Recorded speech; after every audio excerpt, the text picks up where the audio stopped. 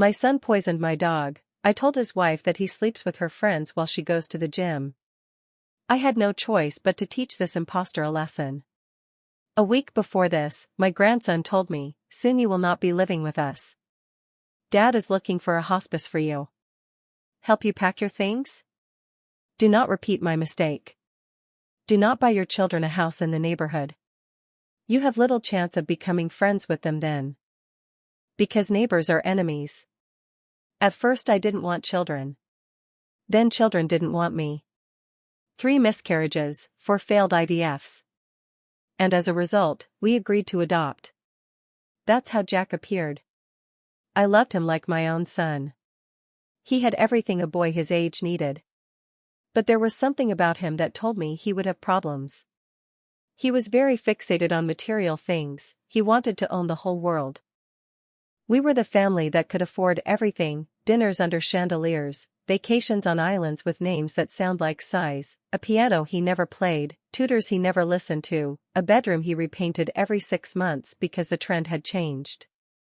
When his friends took summer jobs, Jack collected experiences like souvenirs and expected applause for existing.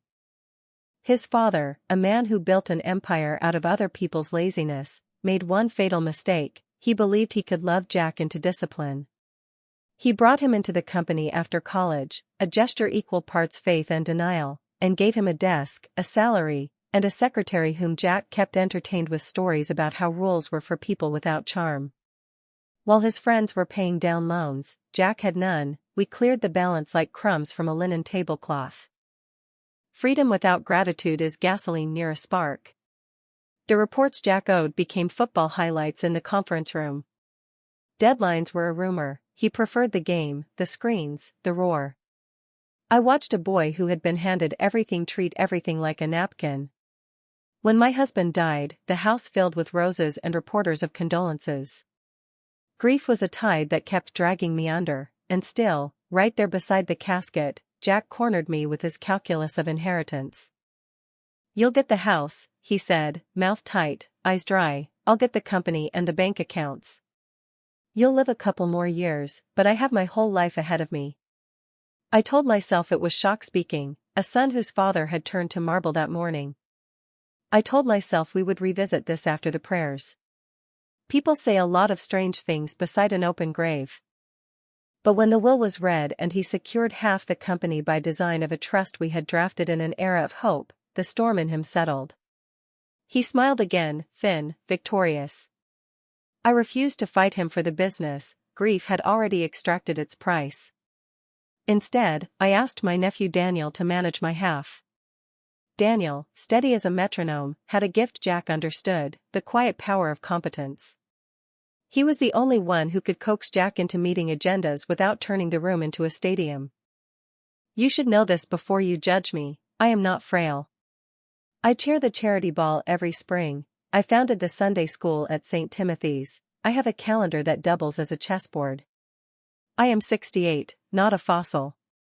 I garden with the intensity of a general, and I can still outdance women who confuse youth with rhythm." I did not need a hospice, I needed space.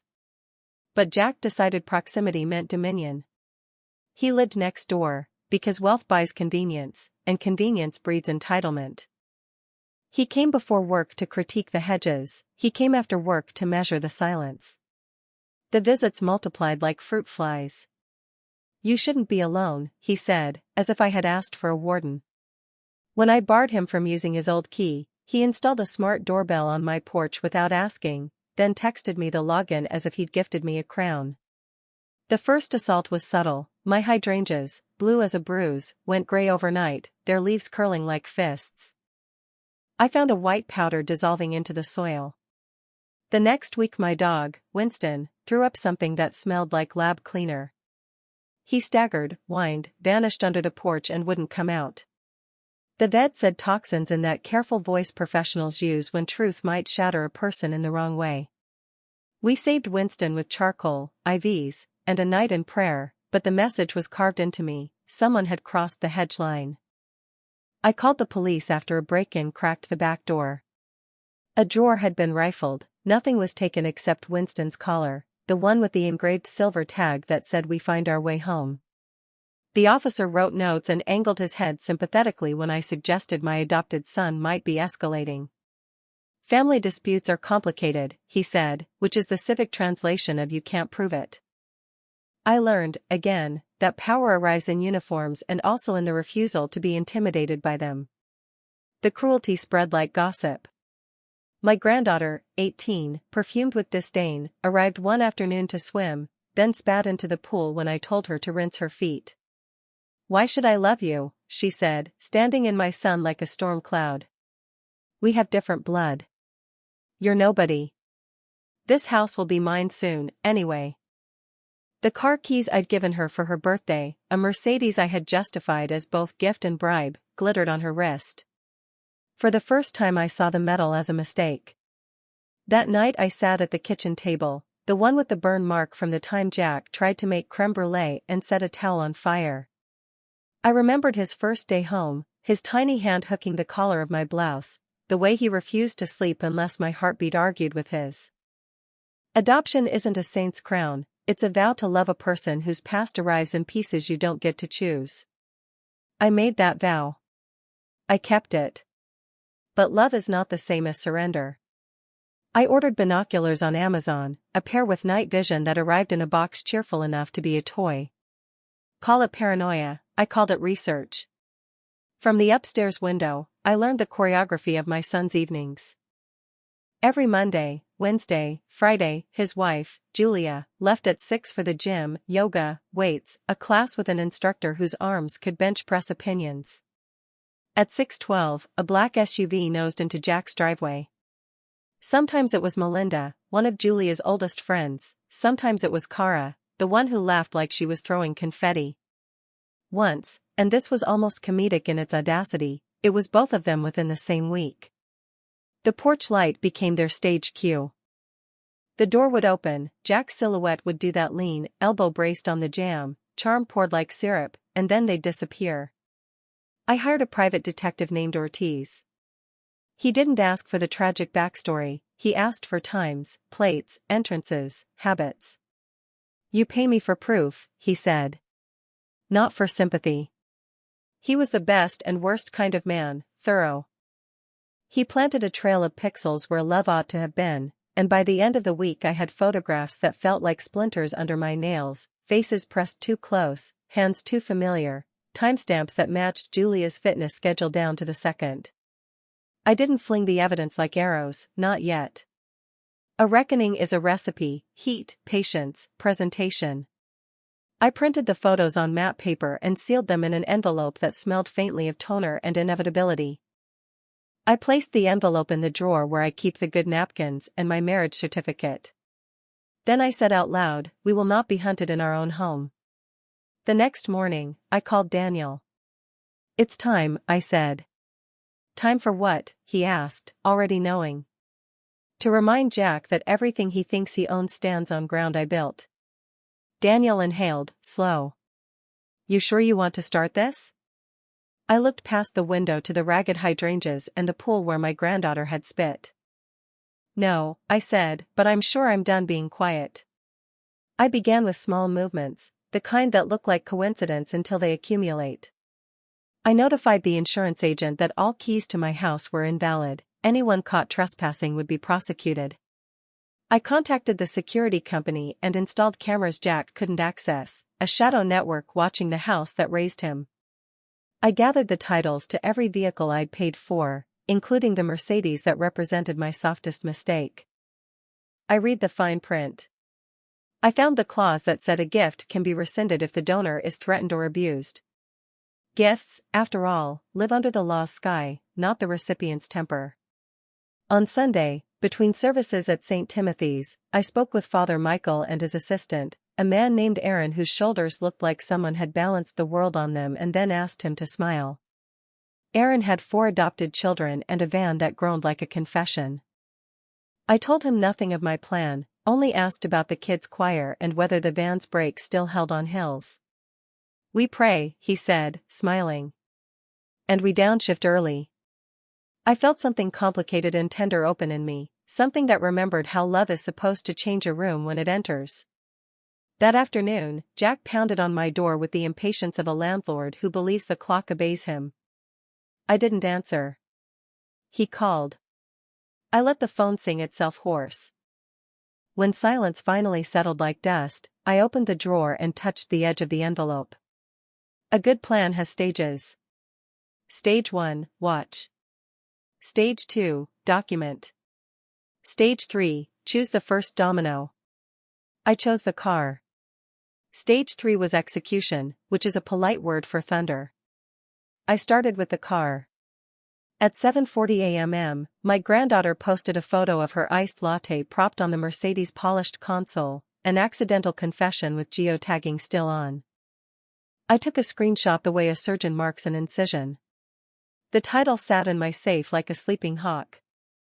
I'd kept the lean in my name, one of those old-fashioned cautions Jack mocked as paranoia, and the language in the gift agreement gave me more leverage than most 18-year-olds realize when they mistake luxury for birthright.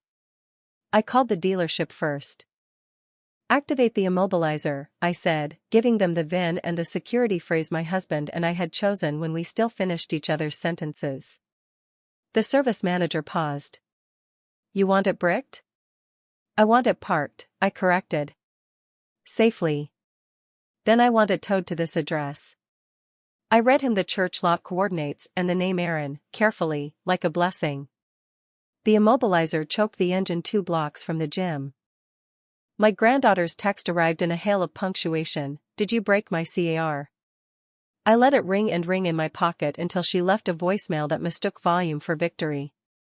Across town, a flatbed eased the Mercedes onto its spine and rolled away, smooth as a secret learned long ago. By noon I had signed the transfer. The notary frowned at the details, gift rescinded, reassigned to a church employee, and then notarized the moment anyway, because legality is sometimes a matter of persistence. The new keys felt light in my hand. I drove to St. Timothy's in silence with Winston in the passenger seat, his chin on the console where the latte once posed. We stopped under the plane trees that shelter the swings. Aaron was teaching the kids to set up music stands with the seriousness of a general. When he saw the car, his face went through 3 phases: misunderstanding, caution, and the kind of joy that scares humility. No, he said, actually stepping back. I can't accept. You can, I said. And you will. It's for the choir's trips, your doctor's appointments, soccer cleats, whatever 4 children do that requires a trunk and a prayer. He swallowed. We'll use it for good. I know, I said, and meant it. Our fingers brushed when I placed the keys in his palm, strictly accidental, but enough warmth traveled in that brief touch to startle me. He was married, and I keep my covenants even in my head, but something in me woke and stretched like sunlight on a wooden floor. On my way home, Daniel called. You pulled a registration transfer before lunch, he observed, too calm. Is this our new tempo? Only for the first movement, I said. Next I want board pressure. Jack is sleeping through quarterly prep while the accounts team triages his hobby projects. I can yank discretionary budgets, he said. He'll feel that. Good. Also, schedule an audit on executive perks. I want it boring and airtight. Boredom terrifies boys who think consequences are negotiable. My phone pinged again. Julia. Are you okay? She wrote. Jack says you're having a difficult week. He's worried. The audacity almost made me laugh. I'm wonderful, I typed. I'm making room. Would you have coffee tomorrow? She agreed, too quickly, which told me fear had already started humming in her bones. The house next door erupted at 3 like a storm had been turned on inside. My granddaughter's voice, higher, wilder, bounced off the stucco. Jack's baritone rolled over it, sharpening every time he said my car. I watched from the kitchen, sliced lemons for tea, and reminded myself that listening to fury is not the same as inviting it to dinner. At 4, he arrived. He didn't knock. He hammered. When I opened the door, he pushed past me like a rumor. Winston growled, low, and I set a hand on his back. You stole a car, Jack said. I reclaimed a gift, I answered, under a clause activated by abuse. Abuse? She spit in a pool. And told me I was nobody. She can rent a Civic until she remembers her manners. It was her birthday present. With my name on the title, my money on the monthly insurance, and my right to end the arrangement. You may sue me, or you may sit down and have tea. Choose. He chose pacing. You're making enemies, he said. Neighbors become enemies, I corrected softly. Mothers become strategists. He lunged for the drawer where I keep the napkins, and I was grateful I'd moved the envelope that morning to a less sentimental place. He slammed it shut with a bang designed to startle. I swallowed the flinch. Anything else? I asked. You're not well, he said, pivoting. You forget things. You're paranoid. We're trying to help you. You poisoned my dog, I said. He blinked, but denial still slept ready in his mouth. We didn't. Then you won't mind if I install soil sensors and hand the data to animal control with dates that coincide with your visits. He scoffed, then looked down at Winston, who stared back with the fury only a creature saved from pain can hold. Jack's gaze wavered. He left without slamming the door, which was his version of restraint. That evening, Ortiz delivered a thumb drive like a sacrament. Your timing is lucky, he said. Tomorrow's class is at 6. If you want your coffee with Julia to have a second course, bring a napkin. I thought of the envelope resting inside an old recipe tin, beneath my husband's penciled peach cobbler, less sugar. I thought of Julia's trembling kindness, which had survived the drought of Jack's loyalty. I'll bring a table, I said. Before bed, the security team finished the last camera. The installer was a man named Lyle, 50-ish, with forearms like rope and eyes that checked each corner twice. He explained the app patiently, never talking down to me. When he handed my phone back, his fingers brushed mine, a second unplanned flicker in a single day, which felt like a conspiracy of ordinary tenderness. If anyone tampers with these, you'll know, he said. And I'll know. Do you dance, Lyle? I heard myself ask, surprising us both. Badly, he said, smiling. But I like big band. Our charity ball needs men who can count to 8 without stepping on toes. I can count to 8, he said. I'll practice the toes. I slept with the windows open and dreamed of quiet water. At 8 the next morning, I arrived at the cafe early and chose the table farthest from the door, my grandmother's trick for seeing trouble before it sees you. Julia came in wearing a blue sweater that softened her shoulders. She carried a tremor in her hands and a loyalty in her eyes that made me ache with the memory of all the women trained to hold falling ceilings with their bare palms. I'm worried about you, she began, stirring a tea she wouldn't taste. I'm worried about you, I said, and laid the envelope between us like a bridge. She looked at it as if it might hiss. What is that? Evidence, I said. Not gossip. Not malice. Just the camera's indifferent memory. She didn't touch it. Why are you doing this?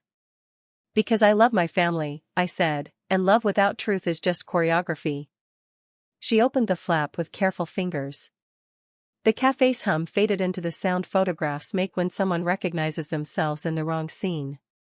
She looked at each picture as if she were both juror and defendant. Tears arrived without drama, the kind that darken lashes and change nothing on the surface until everything is changed. Is this all of it? She asked. All you need, I said. And dates, times, plates. Ortiz can testify if it becomes necessary. I hope it won't. She placed the stack back into the envelope with the reverence of someone folding a flag. Thank you, she said. I don't know what I'll do. You'll decide, I said. On your timeline. Not his. She nodded, then surprised me by reaching across the table and squeezing my hand. He can't evict you, she whispered. Whatever he's told you, I won't let that happen. I don't need protection, I said gently. I need witnesses. Outside, the morning had sharpened into something almost clean.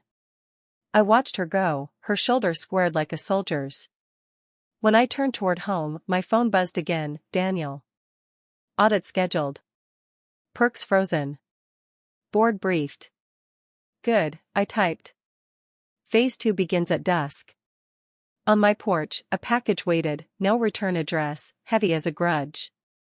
Inside, nestled in tissue, lay Winston's stolen silver collar, polished to a mirror. A note in my granddaughter's looping script said, "You forgot something." I smiled, the kind of smile a winter field gives the first match. No, I told the empty air. I remembered.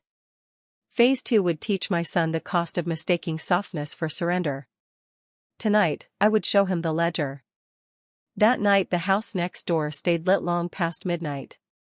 Through my binoculars, I saw the shadows of pacing, shouting, hands flung in the air.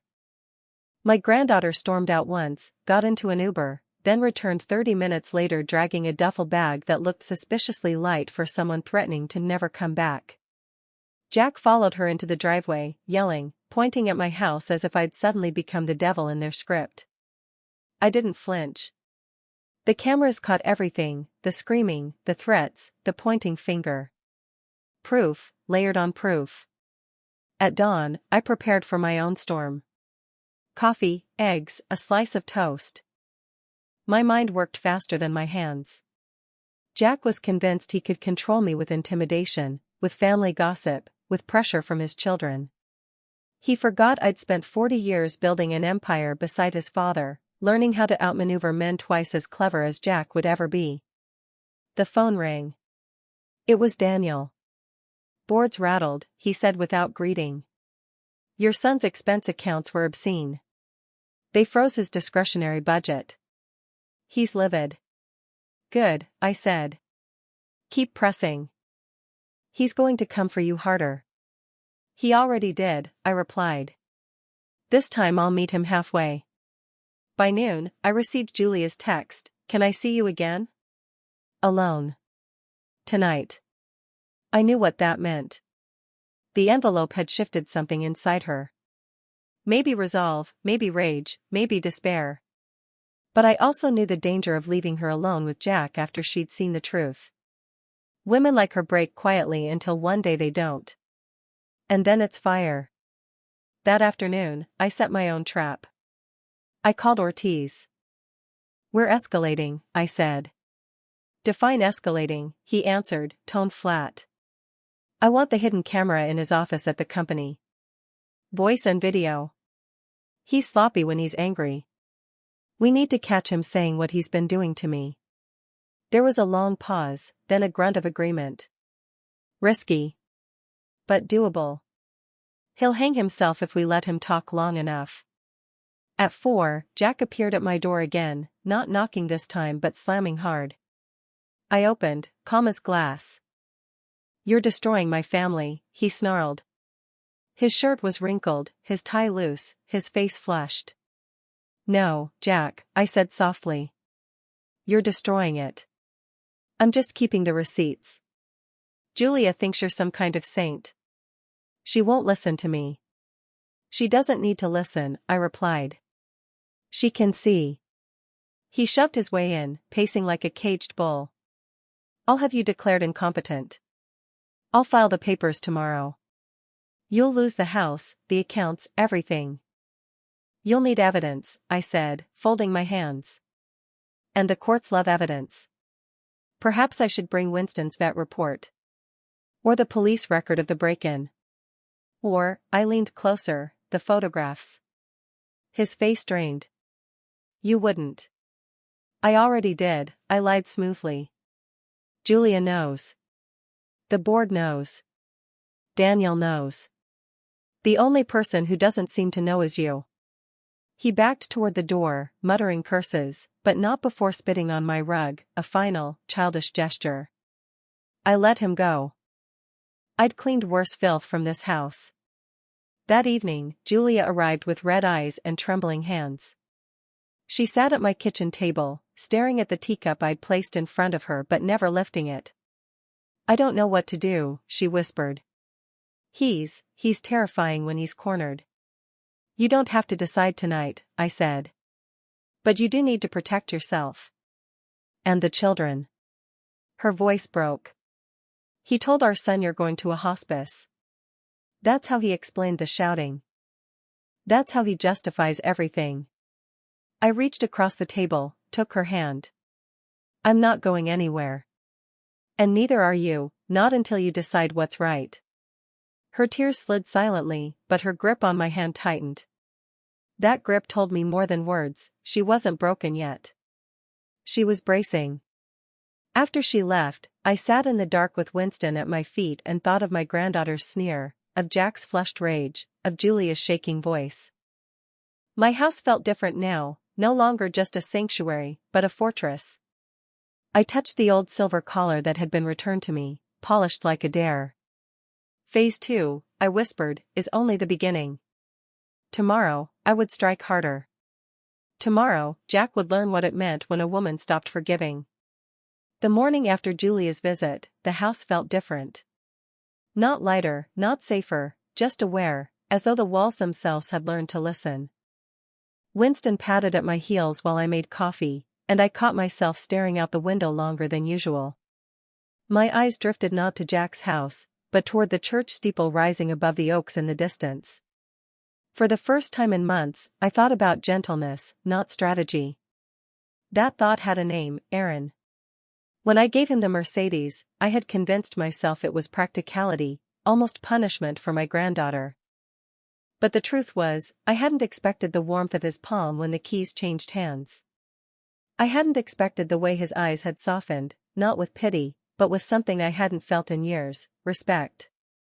Respect for me, not for what I owned, or what I could give. It lingered like the echo of a hymn. I poured myself a second cup of coffee, a luxury I usually avoided, and found my hand trembling. Not from age. From memory.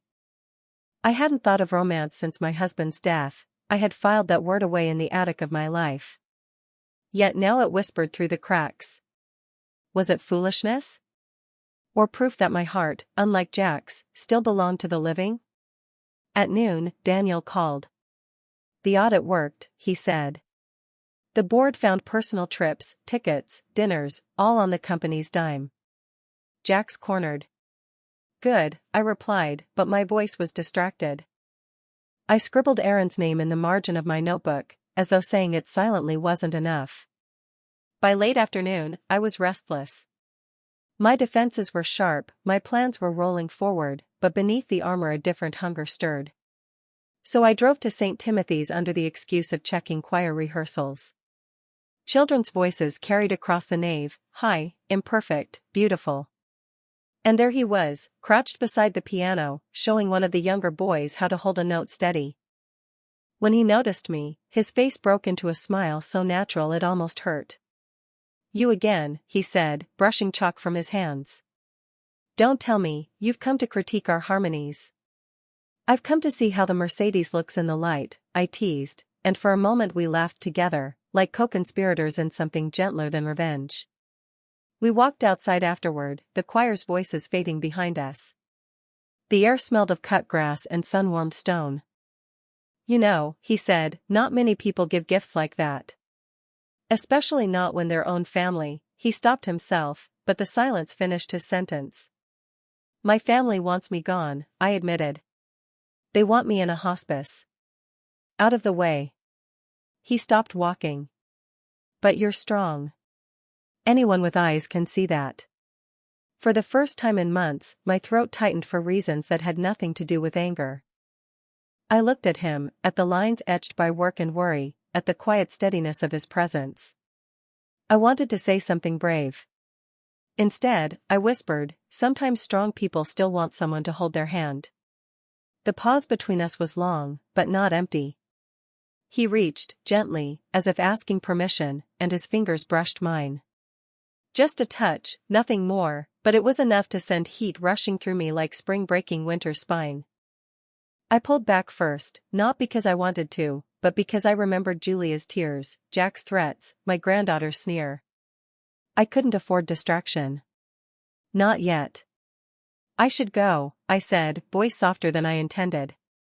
He nodded, but there was something unspoken in his eyes. Something patient.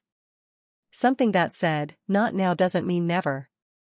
That night, back home, I found the courage I hadn't at the church. I pulled the silver collar from its drawer, fastened it back around Winston's neck, and whispered, "We're not done living, are we, boy?" He wagged his tail in answer. Across the hedge, Jack's lights burned late again. I sat by the window, watching, planning, waiting. But for the first time in weeks, my thoughts strayed, not just to revenge, but to the possibility that even in the ruins of family betrayal, life still offered something tender. And that terrified me more than Jack ever could. The next week began with papers. Always papers. On Tuesday morning, a courier appeared on my porch in a neat navy blazer, holding a folder as if it were a bomb. I signed, opened it, and found exactly what I expected, a petition for guardianship. My son, adopted son, I reminded myself with deliberate cruelty, wanted the court to declare me incapable of managing my own affairs. The words incapacitated adult leapt from the page, bold and cold. They were padded with phrases about safety, well-being, care facilities. But I knew what they meant. He wanted my home. He wanted my accounts. He wanted to place me in a hospice like an inconvenient suitcase shoved into storage. I didn't panic. Instead, I made tea. While the kettle whistled, I called Daniel. "Jack filed," I said. "Expected," he answered. "Will contest." "He won't get far." "He thinks he will," I replied, flipping through the forms. "He thinks documents are weapons. He forgets I sharpened mine longer than he's been alive." Daniel laughed softly. "You're enjoying this, aren't you?" "Not the fight," I said. "The strategy." That afternoon, I carried the papers to my attorney, an old friend who'd seen me through boardrooms nastier than any courtroom. We began drafting the countersuit before sunset. But when I returned home, something unexpected softened the edges of my day. On my porch sat a covered dish, still warm. A note in careful handwriting read, "For you. Kids insisted we share. A. Aaron." I lifted the lid, chicken casserole, golden on top, still fragrant. Winston sniffed approvingly. I told myself it was nothing, neighbors had been sharing casseroles since the invention of ovens. But my hands shook slightly as I carried it inside. Not from age. From awareness. The next evening, I saw him again. I had gone to the church garden under the excuse of dropping off supplies for the Sunday school.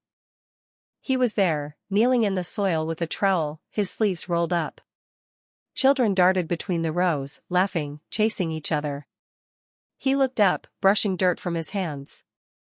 "You," he said with a smile that seemed to start at his eyes. "Checking on the beans?" "Checking on you," I teased before I could stop myself. He straightened, and for a moment we just stood in the golden light, saying nothing. The children's noise faded. He reached into the soil and pulled up a sprig of mint, pressing it into my palm. The scent filled the space between us. "For your tea," he said. Something in me wanted to lean closer, but I tucked the mint into my pocket instead, as though saving it for courage later. That night, Julia called. Her voice was flat, exhausted. "He's furious. About the car. About everything. He slammed doors for an hour. The kids are frightened." "Come here," I told her. "Bring them if you want." "No. Not yet. I'm not ready to leave. But, thank you. Just knowing you're next door, it helps." I set the phone down, aching for her, but also furious. Jack's cruelty had become a contagion, spreading through everyone who loved him. And then, like a candle against the dark, I remembered Aaron's eyes. The way he pressed that mint into my hand as if he knew I needed more than tea. Later, while Winston slept at my feet, I brewed the mint leaves, breathing in the sharp, sweet scent. I thought of papers and lawsuits, of poison and theft, of my granddaughter's sneer. But I also thought of Aaron's steady hands, and the way, just for a moment, I felt like a woman again, not just a warrior. Revenge kept me alive. But longing reminded me I was still living. Thursday night, the storm broke. Not a storm of rain, though the sky threatened it, but a storm of Jack's making. At 9 o'clock, headlights cut across my windows. His SUV screeched to a halt outside my driveway, and the slam of his car door rattled my hydrangeas. He pounded the door, his voice carrying through the night. "You think you can humiliate me? You think the board won't listen? You're old, you're weak, you're nothing without my father's money."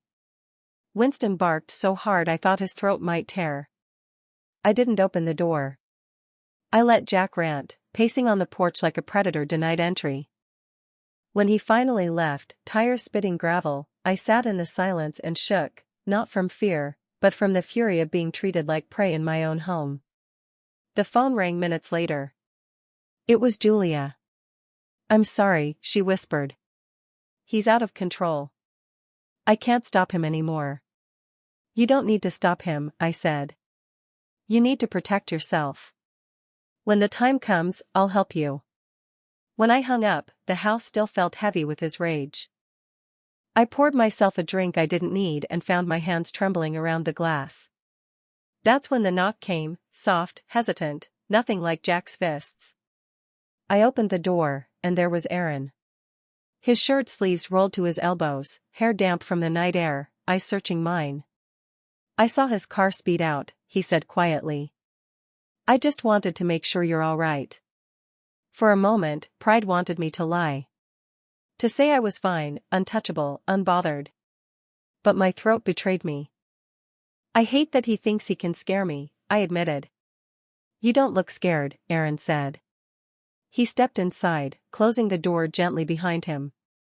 "You look tired of carrying everyone else's weight." The words pierced something in me. For decades I had been the backbone, the strategist, the problem solver. No one had ever looked at me as someone who might deserve to set the weight down. He took the glass from my hand, set it on the counter. "You shouldn't drink alone," he said.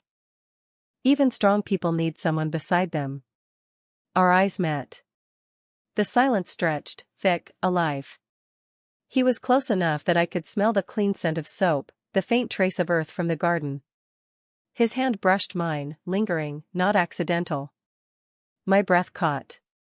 For a second, just 1 second, I let myself lean in, the air between us thinning to nothing.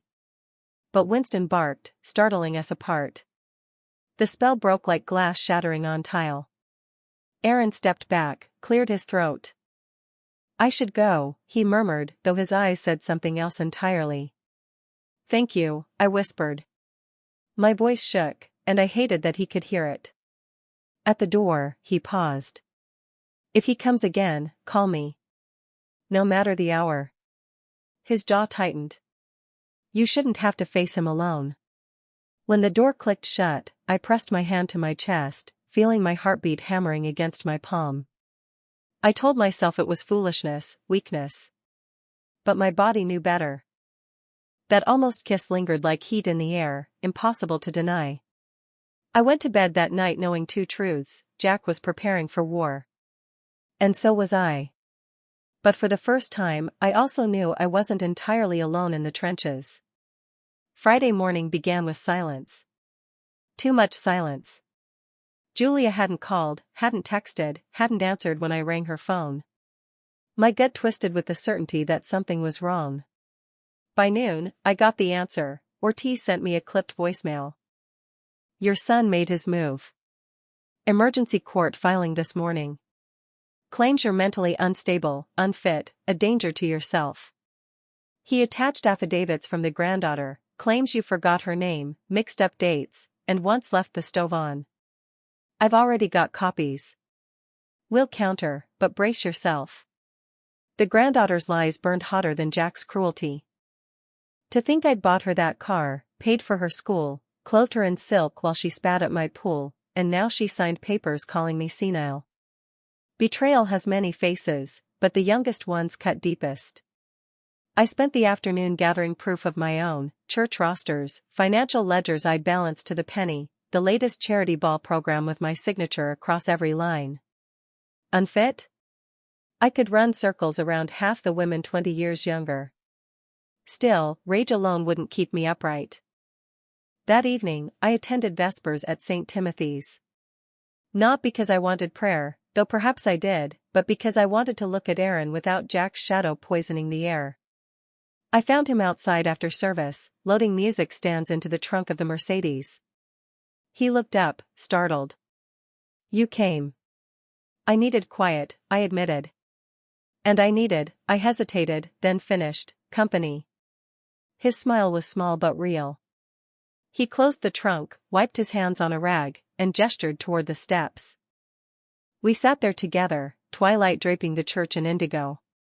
Children's laughter floated from somewhere distant, and for the first time in days, I unclenched my fists. "Word is, Jack's stirring trouble again," Aaron said carefully. "Word travels fast," I replied. "In a town like this? It gallops." He glanced at me. "But no one here believes it. They've seen you work. They've seen your strength. He'll only embarrass himself." The kindness in his voice almost undid me. I looked at him, really looked, and saw not just a man with calloused hands and a tired smile, but a safe harbor. A place to rest. My throat tightened. "You don't know what it means to hear that," I whispered. He didn't answer, not with words. His hand brushed mine, then settled over it, steady and warm. The world narrowed to that single point of contact. My breath caught. For one dangerous, glorious heartbeat, I let my fingers curl against his. Then the church door opened. Julia stepped out, her face pale, her eyes wide. She froze when she saw us, then hurried over. "Jack's losing it," she said breathlessly. "He told the kids you'll be gone by the end of the month. He waves those court papers around like they're scripture. He's scaring them. He's scaring me." Her voice broke. Aaron's hand slid from mine, not abruptly, but gently, as though promising later. He turned to Julia, his voice calm. "You don't have to stay there tonight. Bring the kids here. I'll call the parish hall, set up cots. No one has to know." Julia stared at him, then at me. Would you come, too?" she asked. "I can't face him alone if he finds out." Something shifted in me then. I wasn't just fighting for myself anymore. Jack's cruelty was suffocating all of us. I nodded. "Yes," I said. "Tonight we hold the line together." And in that moment, sitting between a woman broken by betrayal and a man who felt like a second chance, I realized the war had left the shadows of houses and hedges. It was spilling into the open. Jack thought the court would be his weapon. He hadn't yet seen what it looked like when the people he'd underestimated began to stand shoulder to shoulder. The parish hall smelled of wax and coffee, the kind of place where small-town crises have always been stitched back together with casseroles and whispered prayers. Julia sat beside me at the long wooden table, her children curled up on borrowed blankets in the corner. Aaron moved between us and the kitchen, making tea as though steady hands could calm trembling hearts. It should have felt safe. But safety is fragile when you're being hunted by someone who used to call you mom. At 9:30, the doors banged open so hard they struck the walls. Jack stormed in, his face red, his tie hanging loose, his eyes fever bright. "So this is where you've been hiding," he spat, looking first at Julia, then at me. "Dragging strangers into our family's private business." The room froze. Even the children stirred, sensing the violence under his words. Julia rose halfway to her feet, her voice shaking. "Jack, not here." "Not here?" he barked. "She's poisoning you against me. Both of you. And you," he jabbed a finger at me, "you're finished. The court will see it, the whole town will see it. You can't keep playing the martyr forever."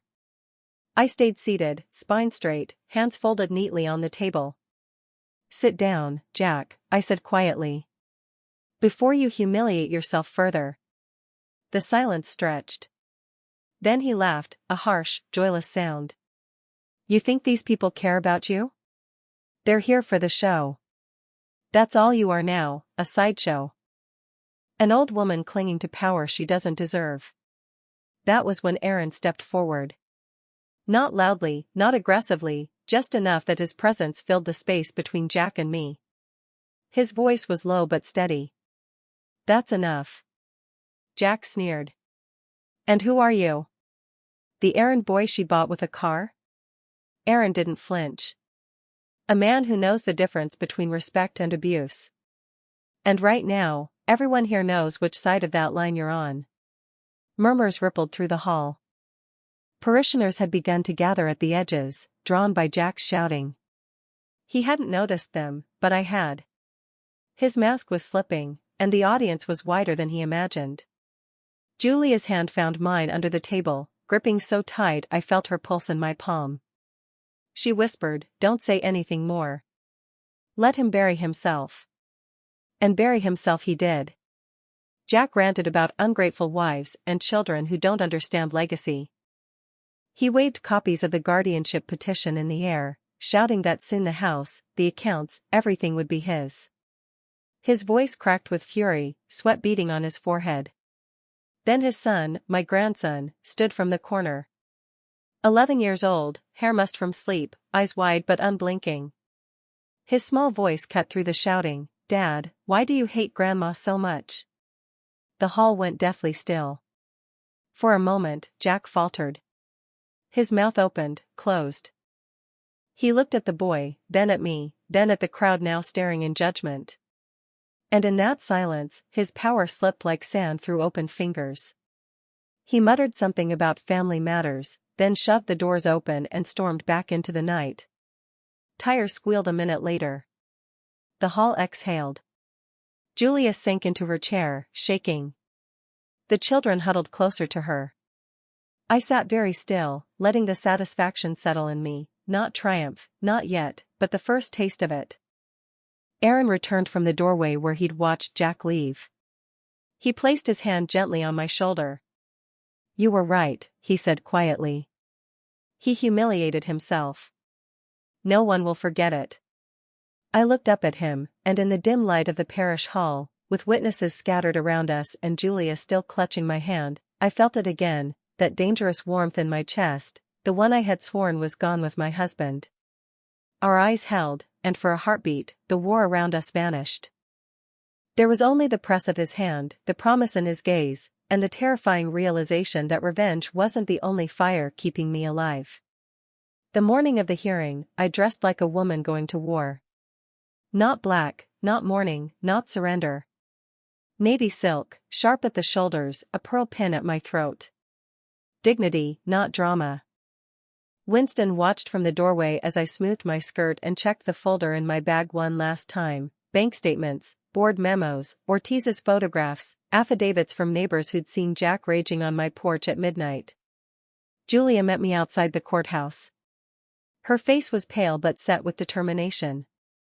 She carried her own folder. "I'm ready," she whispered. "He can't scare me anymore." I squeezed her arm. "That's what he's most afraid of, that you won't play small anymore." Inside, Jack was already pacing near the bench, his lawyer whispering frantically in his ear. He looked terrible, red-eyed, jaw tight, tie crooked. When he saw me, his lips curled into a smirk that didn't reach his eyes. "Here to beg," he hissed under his breath. "No," I said, stepping past him. "Here to win." The judge began the session briskly. Jack's lawyer painted me as senile, confused, incapable.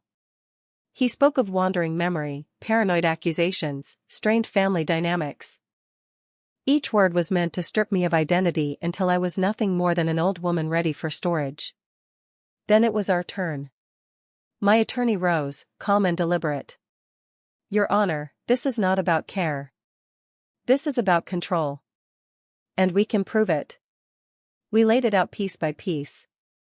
Bank statements showing Jack's misuse of company funds. Testimony from Daniel about Jack's incompetence at the firm. Ortiz's photographs, projected onto a screen for everyone to see, Jack welcoming Julia's friends into his home while she was at the gym. Julia herself stood, voice shaking but steady, and confirmed every word. The judge's eyebrows rose higher with each page. When Julia handed over the photographs, you could almost hear the air go out of Jack's case. Jack exploded. He leapt to his feet, shouting, "Lies. She's lying, they're all lying. This is my family, my inheritance. I earned it. By birthright?" My attorney asked coolly. "Or by betrayal?" The judge banged the gavel. "Sit down, Mr. Carter." And then it was my turn. I stood, folder in hand, and walked to the stand with Winston's silver collar clutched like a talisman. I told the court about the poisoned dog, the broken locks, the granddaughter's cruel words. I spoke not with anger but with clarity, every sentence a nail in the coffin of his claims. When I finished, the judge's voice was firm. "Petition for guardianship is denied. Mrs. Carter retains full control of her estate and affairs. Furthermore, the evidence presented regarding mismanagement of company funds will be forwarded to the board of directors for review." The gavel fell. Jack's face drained of color. He opened his mouth to shout again, but the bailiff's hand on his shoulder silenced him. Outside, the sun was high and merciless.